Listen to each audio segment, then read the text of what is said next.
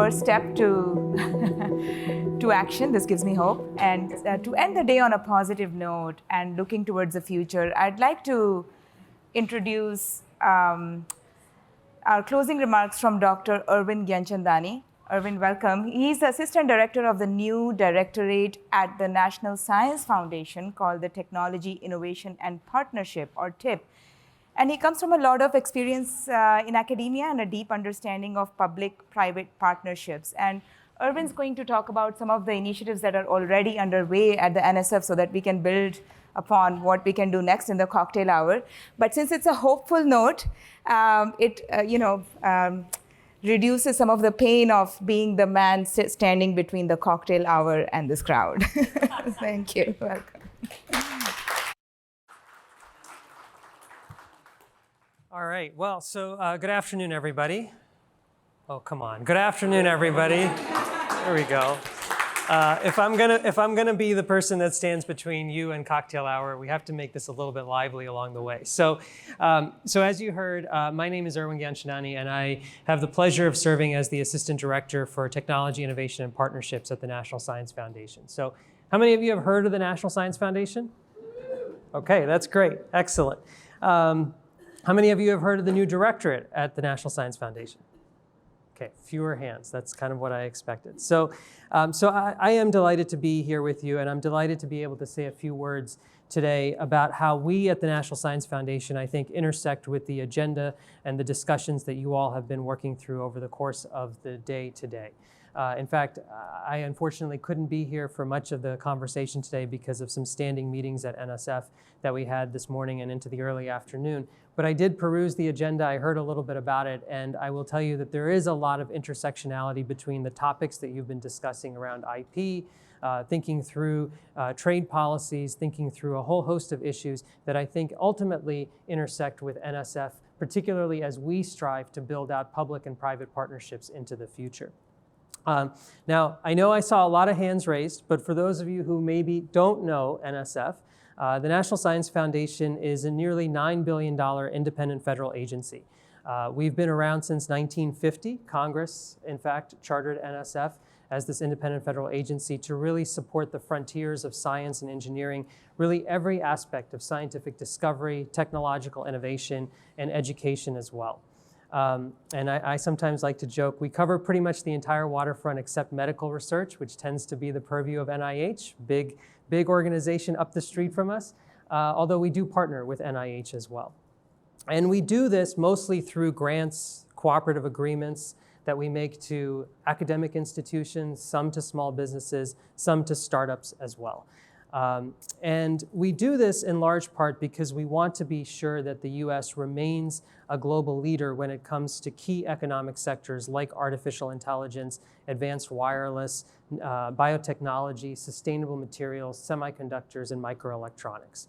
And so I'll give you one example. For those of you who are researchers in the room by training, you may have heard of this example.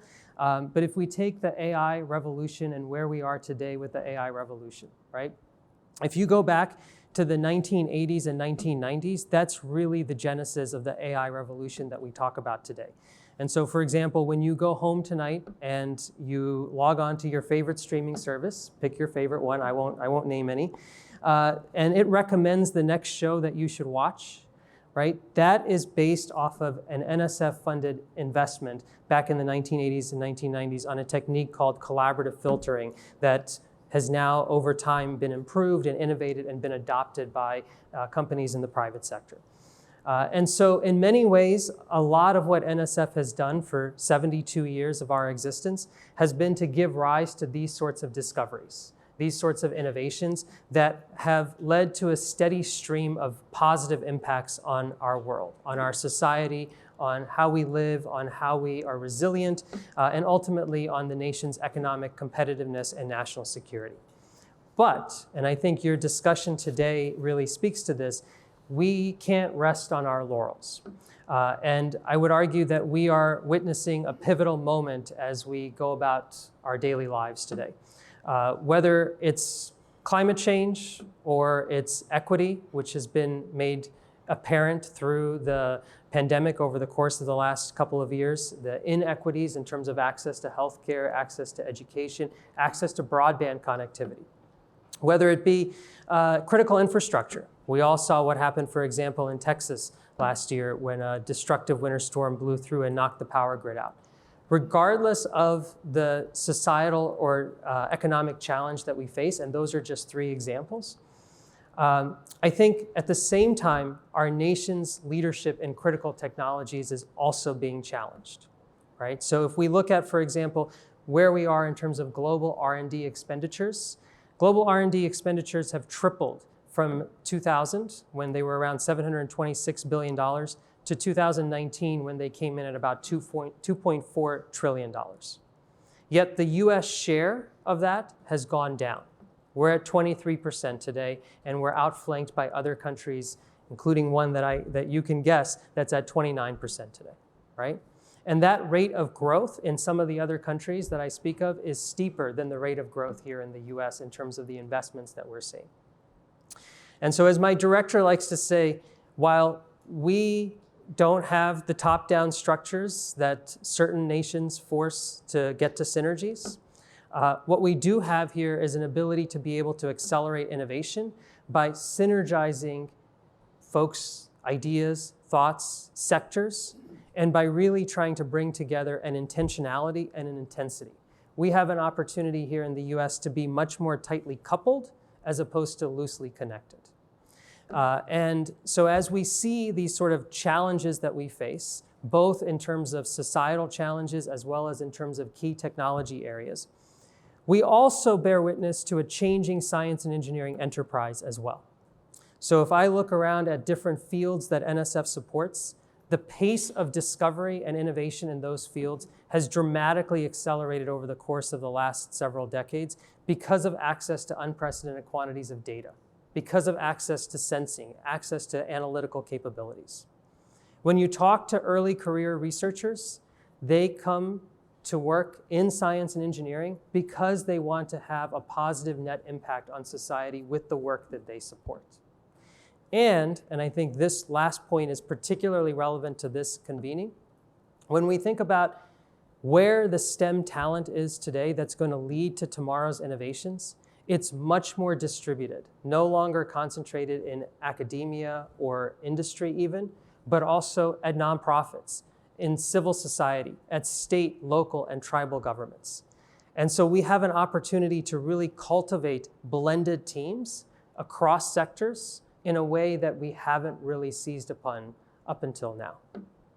And so that, largely, that combination, if you will, of the societal and economic challenges that we face, of the need to ensure leadership when it comes to key technology areas, as well as the changing STEM enterprise, that milieu, that collection, if you will, is what serves as a bit of the guiding light and motivation for this new directorate at NSF called Technology, Innovation, and Partnerships. Can anybody guess the last time NSF stood up a new directorate? Any guesses? 32 years ago. 32 years ago that NSF stood up a directorate. But we believe that this new directorate really allows us to be able to build upon the 7 decades of leadership that we've had at NSF as a beacon of innovation. And we hope that we will, through this directorate, support the technologies that address some of those societal and economic challenges that I spoke of, that will help accelerate the translation of research results to practice, and that will ultimately allow us to be able to partner to tap into the talent pool that exists all across the country. So not just along the coasts, not just in urban environments, but really distributed across the country. Regardless of background, regardless of institutional affiliation, you should have an opportunity to engage in STEM if you're interested in STEM. And we should motivate you to engage in STEM. And so what we did a couple of weeks ago when we launched the TIP Directorate was really to take the first step. And I heard the conversation on the panel just now about the importance of the Bipartisan Innovation Act and some of the other actions that are out there in Congress right now to really help us realize the full vision for this directorate as we look to the future.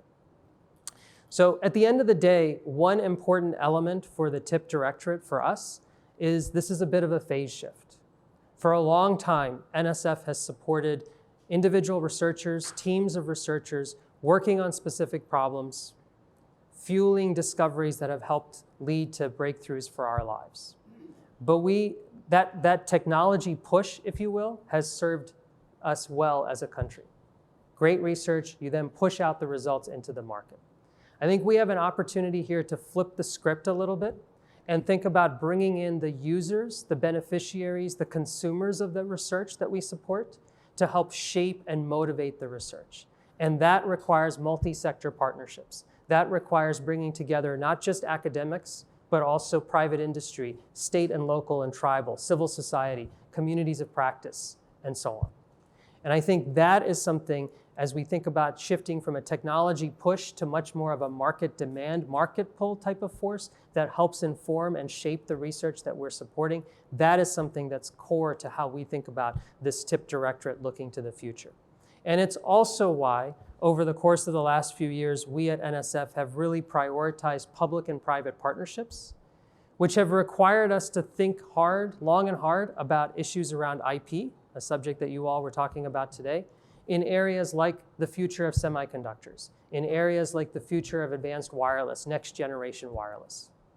I'm proud that NSF over the course of the last few years has really helped to catalyze relationships with 8 or 9 different companies in the private sector, plus other federal agencies, NIST and the Department of Defense, around resilient and intelligent next generation wireless systems as an example, right?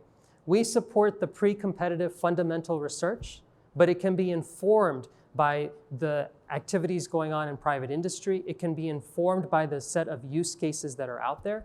And that can in turn help us ensure that the research that we're supporting has much greater impact on a much nearer term in terms of the outputs that we're trying to seize upon. I will tell you just how hard it is to broker these partnerships. It takes time, it takes effort, it takes relationship building and trust building among those 9 partners, for example, in that wireless space, and the 2 other federal agencies with which we partnered. But I will also tell you that the dividends that we reap at the end of the day in terms of the more near-term impact of the work that we're able to support makes those partnerships worthwhile to us here at NSF. Just a couple of months ago, as another example, we announced a $100 million partnership with Intel Corporation as part of Intel's plans to launch new fab capabilities in the state of Ohio. That funding is to go to research and education activities supporting the next generation of semiconductor design and manufacturing, specifically to try to ensure that the US can maintain its leadership role or regain its leadership role as we look to reshore semiconductor and chip fab here in the US. Now, I know you all spent a good chunk of your time talking about IP. I will just say that that is, of course, a challenge when we think about the public and private partnerships that we build out. But by the same token, I think in terms of the relationships that we've had with a set of stakeholders to build out research activities that are particularly at the pre-competitive stages, we have found much success when we think about trying to provide all of our partners with the same sort of licensing capability that NSF gets as part of the Bayh-Dole Act, for instance. So I hope that as I close, and I know that I stand between you and cocktail hour, I will just say that we at NSF really are keen to try to move the needle when it comes to competitiveness on a number of key technology areas in the context of societal and economic drivers. I always say it's a new day at NSF in many ways, and we're looking forward to trying to partner with the broader ecosystem beyond the traditional academic research community that we've supported to really have the kind of impact that I've described. I hope this is helpful. I look forward to continued conversations, and I want to thank you all for the opportunity and also for the time. And I hope this has been a great and productive day for all of you through the conversations you've had, not just here, but through all of the panel sessions throughout the course of the day. Thank you all very much.